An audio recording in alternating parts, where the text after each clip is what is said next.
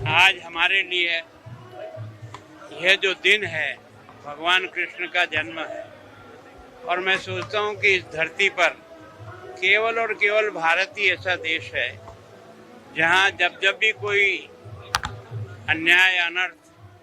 धर्म की हानि होती है तो प्रभु किसी न किसी माँ की गर्भ से जन्म लेकर के और प्राणियों में एक तरह से धर्म के प्रति आस्था पापियों का नाश करने के लिए अवतरित करता है। ऐसे ही भगवान कृष्ण जिनका जन्म जेल में हुआ, एक आश्चर्यजनक है कि अपने ही मामा ने उनको और उनकी माँ को जिस तरह से कैद कर रखा, भगवान किस तरह से अपने इस सांसारिक जीवन में चमत्कार के साथ उत्पन्न हुए और उन्होंने धर्म की स्थापना के लिए महाभारत जैसे युद्ध के भी संचालन किया और अर्जुन को ये समझाया कि ये तुम्हारा जो जन्म है ये एक तरह से देश में पापियों का नाश करने के लिए है। जिन्होंने भी अधर्म किया है उनको इस धरती से समाप्त करने के लिए, धर्म की स्थापना के लिए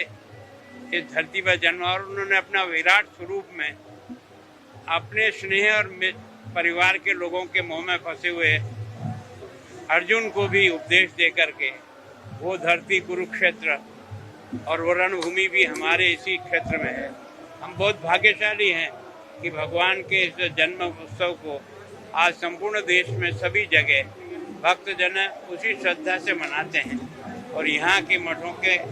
आचार्य जी ने और सब लोगों ने आज मुझे भी यहाँ ये अवसर दिया। मैं अपना भाग्य समझता हूँ कि इस पवित्र अवसर पर भगवान के इस जन्मोत्सव पर भगवान के सामने खड़ा होकर केवल यही चाहता हूँ कि मैं भी एक अच्छे सेवक की तरह से, सामान्य सेवक की तरह से, जनता का सेवक बन करके जनता की अच्छी प्रकार से सेवा कर सकूं, उनके सुख दुख में काम आ सकूं, देश के विकास में, भारत के विकास में योगदान दे सकूं।